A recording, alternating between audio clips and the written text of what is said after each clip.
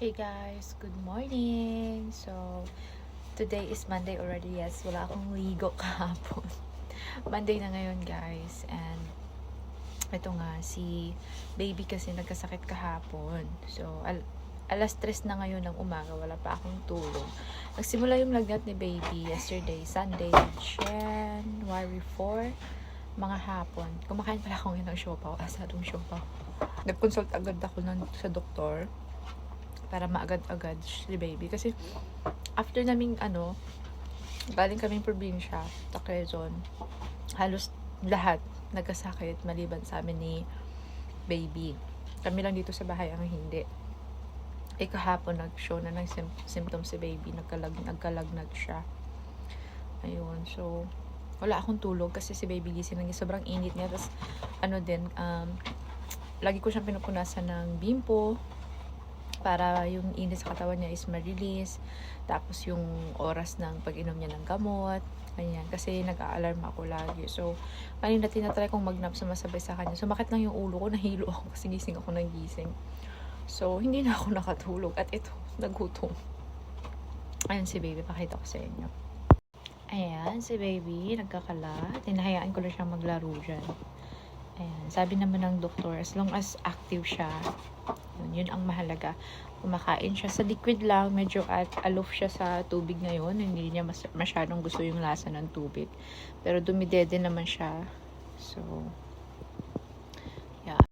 Say hi! Hi! So, sa Tuesday, sabi ng pedia niya, pagka hindi pa rin nag-improve si baby, like hindi nawala yung lagnat, yung ubo-ubo niya, hindi nawala, Tuesday afternoon, pupunta na kami sa clinic para maggawa ng physical examination.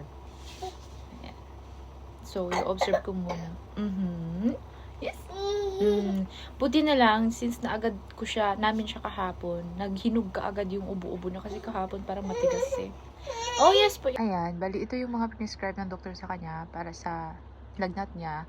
Actually, may stock kami nito, kaso expired na pala. So, napabili kami ng bago. And then, ito din. Cetirizine, nagbili kami niyan. Tapos, ito naman, Silin Plus. Actually, nagsisilin Plus na si baby, kaso naubos, kaya nagbili din kami ng bago. Ayun, yan lang ang prescribe ng doktor. At kung in case man, may sipon si baby, sasalnis lang yung nasal drops. Ayun. Say hi! Wow, okay? Okay. What is it? Check your temp. Check your temp.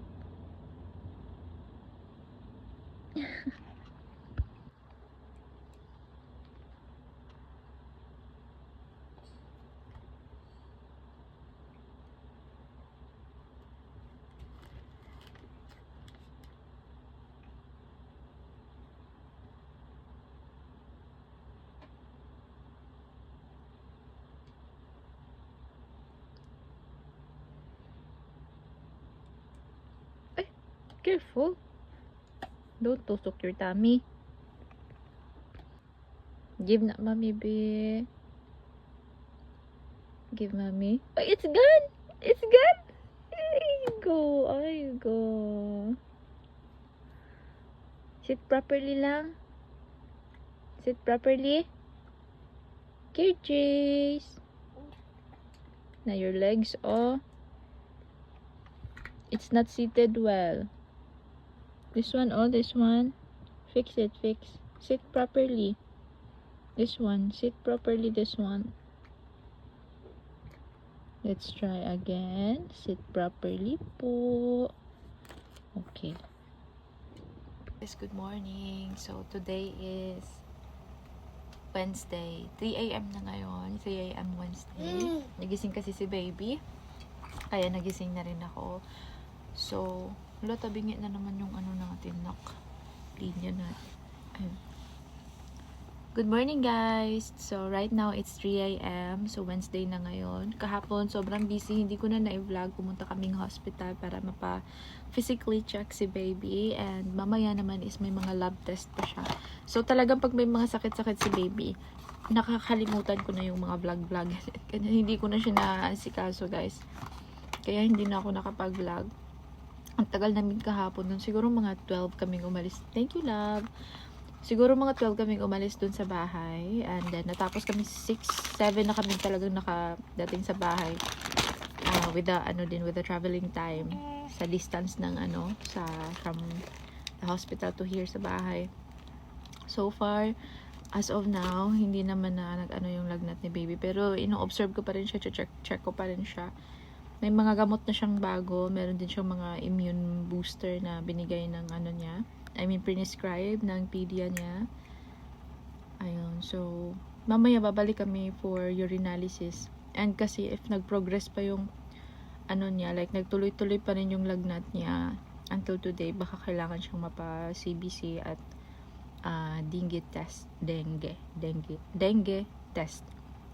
Ayun. So, hopefully, wag naman na sana. Kasi kawawa si baby pag tutusukan ng karayom na naman. Ayun na guys, na-update ko lang kayo. Kasi wala na atang parang hanging na yung last vlog ko. Walang karugtong. So, ngayon si baby is naglalaro-laro lang. I think he's hungry. So, magpiprep ako ng pwede niyang makain. Ayun. So, super bloated ko kasi since Sunday wala akong maayos na tulog. Siguro nakakanakaw lang ako ng mga 2 hours. Or minsan nga hindi kasi every hour ko minomonitor yung niya, yung temp ni baby kung umaangat ba. So hindi ko alam kung ilan lang talaga ang tulog ko hanggang sa kahapon. Sumakit na yung ulo ko. Tapos pag humihinga ako, parang kumukonek sa dibdib ko na sumasakit. Tapos dito din kumukonek sa sakit. Every time mag-inhale ako. And ngayon naman is nakasleep ako kasi si baby is hindi naman siya naglagnat kagabi. Praise God. Pero yun nga, pa rin ako para lagi siyang i-observe. Anong tawag doon yung alerto, ganun. So, hindi pa rin talaga yung deep yung sleep ko. But, nakakabawi din. Hopefully, maging okay na si baby. And that's one thing kasi pag super stress ako, wala akong tulog. Nagbo-bloat ako. Nagbo-bloat buong katawan ko sa stress. Yun na yung effect sa akin ng stress. Pero okay lang. Yun na guys, so I'm not sure if makakapag-vlog ako mamaya, but if I can, then I will. Sa pagbalik namin dun sa hospital later.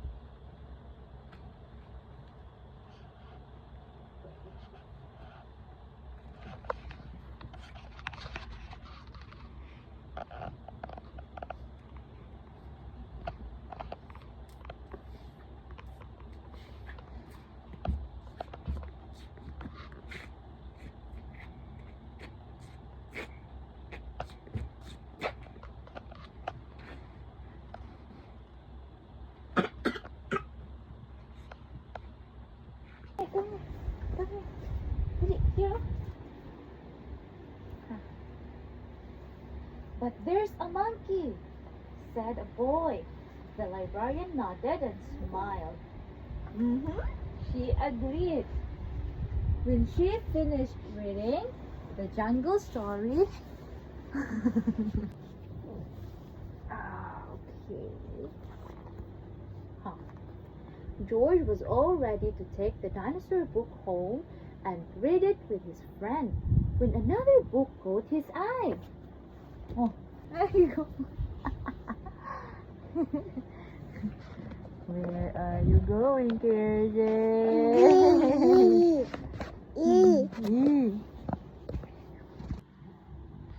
Hello, KJ. Huh? What happened? What happened?